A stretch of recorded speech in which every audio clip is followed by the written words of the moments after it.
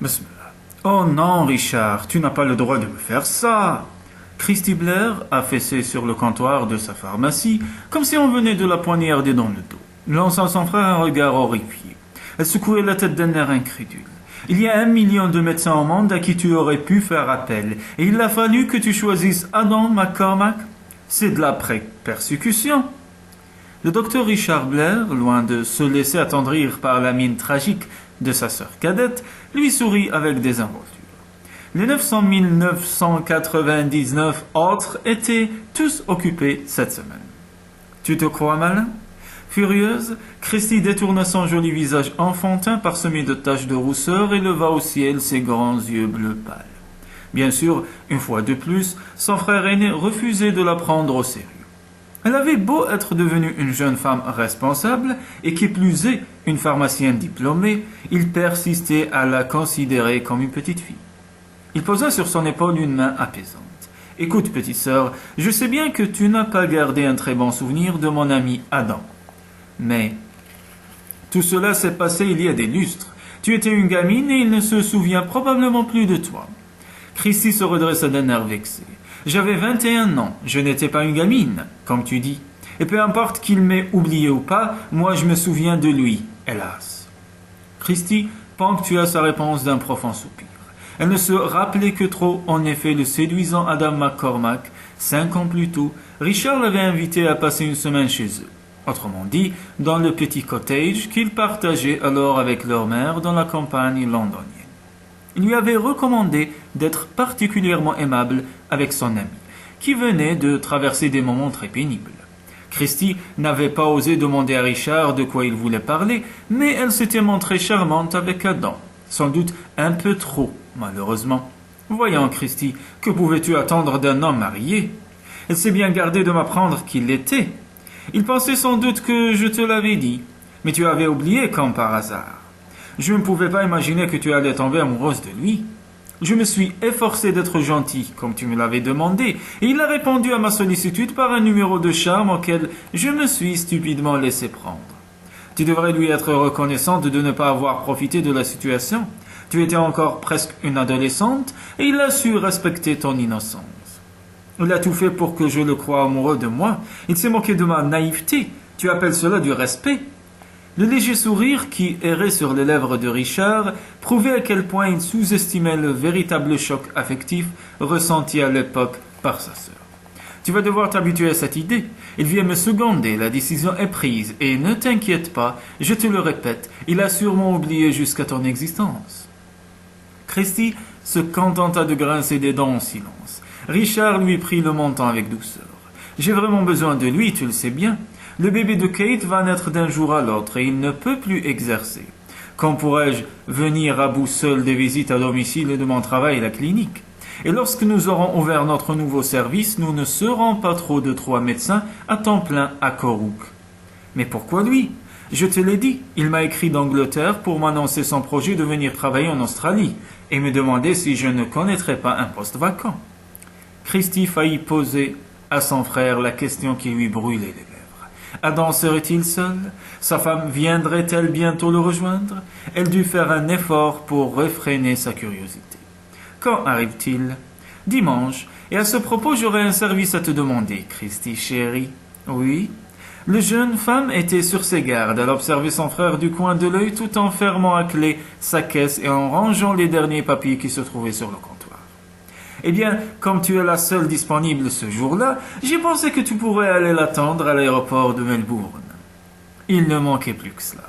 Christy secoua énergiquement la tête. Non, demande-moi n'importe quoi, mais pas ça.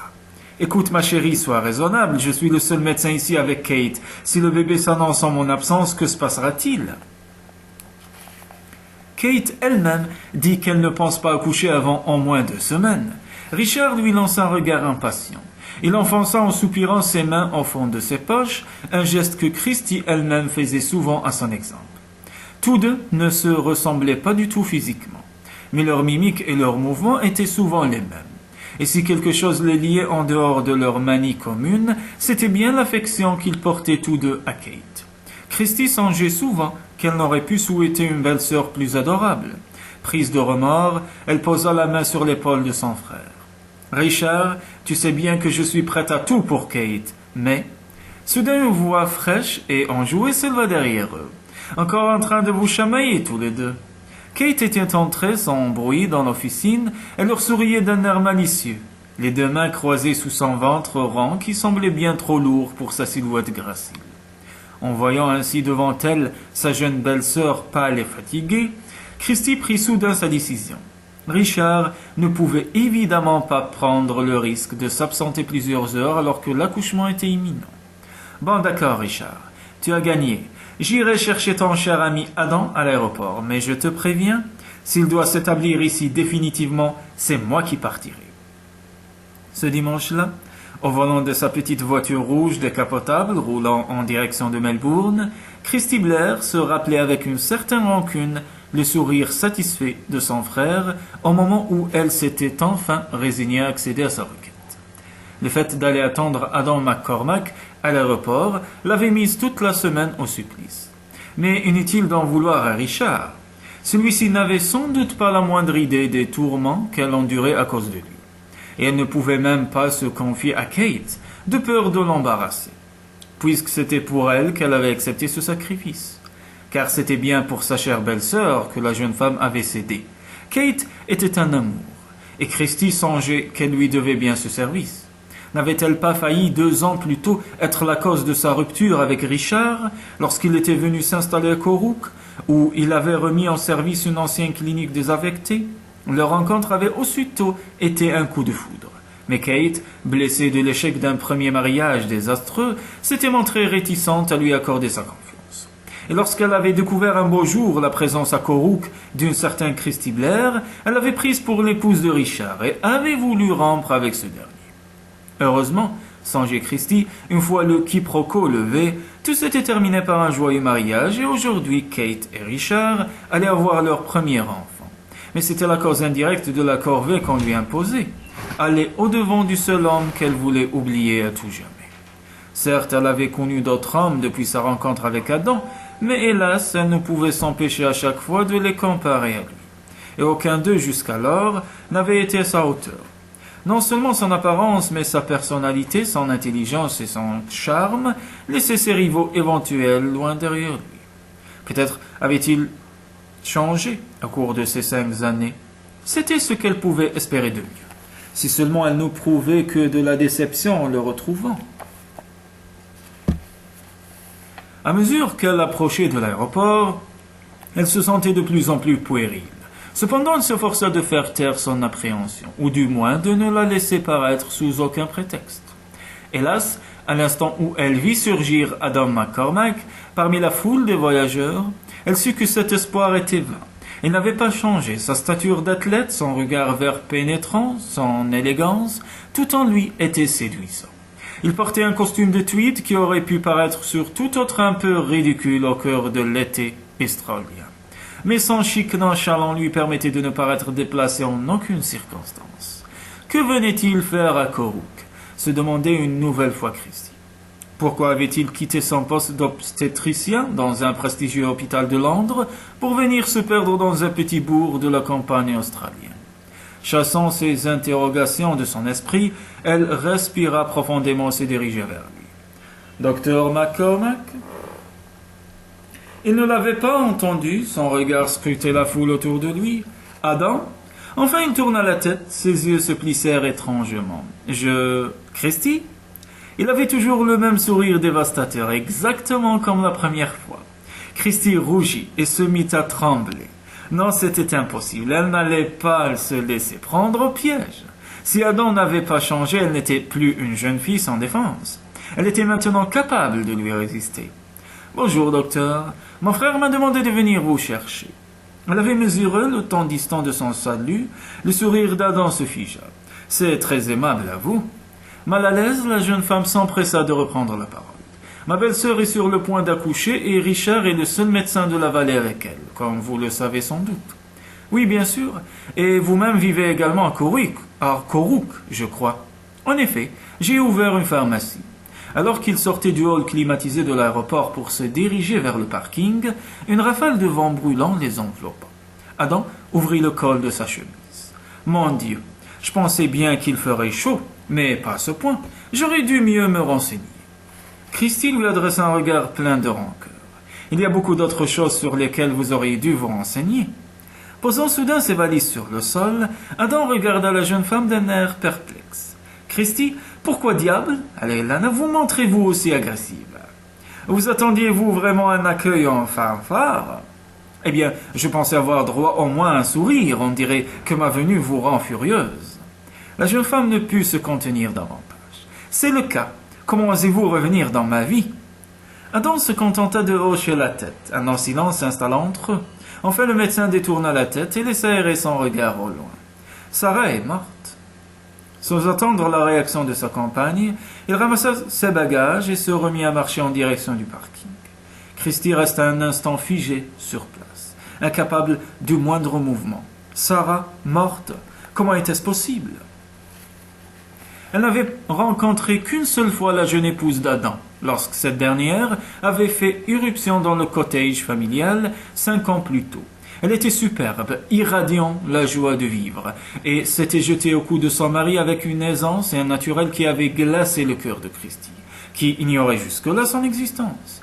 Il lui semblait entendre encore sa voix claire et pleine d'assurance. « J'espère que je ne vous dérange pas. Je suis rentré d'Italie car mon mari me manquait trop. Que dirais-tu de réserver une chambre à l'hôtel du village, mon chéri ?»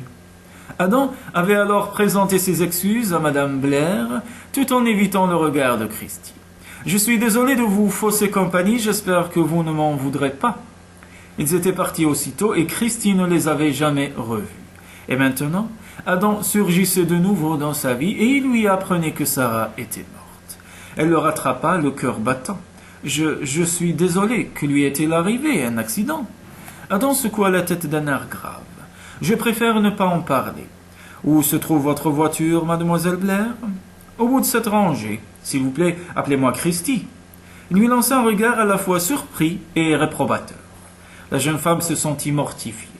S'imaginait-il qu'elle l'autorisait à plus de familiarité parce qu'il venait de lui apprendre son veuvage? Décontenancée, une nouvelle fois, elle s'empressa de pointer du doigt le cabriolet dans la carrosserie flamboyée au soleil. « Voici ma voiture. »« Vraiment? Est-ce le genre de véhicule approprié à la brousse australienne? Il n'y a même pas assez de place pour mes bagages. Si vous ne voulez pas monter dedans, vous pouvez prendre un taxi. Vous seriez trop heureuse. » Au comble de l'exaspération, Christie s'arrêta net. « Écoutez, docteur McCormack, le voyage jusqu'à Corrook dure plus de 2 heures. Essayons de ne pas le rendre insupportable, voulez-vous? Une fois arrivés là-bas, nous tâcherons de nous éviter un maximum. » Voilà qui ressemble beaucoup à une provocation, mademoiselle Blair. Non, ce n'est qu'une offre raisonnable, vous ne trouvez pas? Allons, en route.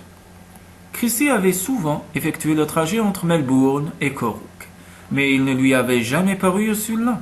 Bien sûr, tout était sa faute. Elle n'aurait pas dû se montrer agressive avec Adam dès le premier contact, et elle se sentait pleine de remords. D'autant que le souhait qu'elle avait exprimé de le voir le moins possible à Corrook relevait de la pure illusion. La bourgade était bien trop petite pour qu'elle pût éviter le médecin. Il lui fallait donc réparer son erreur. « Adam, dit-elle d'une voix timide. Écoutez, je vous demande pardon de vous avoir aussi mal accueilli. J'aimerais au moins comprendre la raison de votre mauvaise humeur.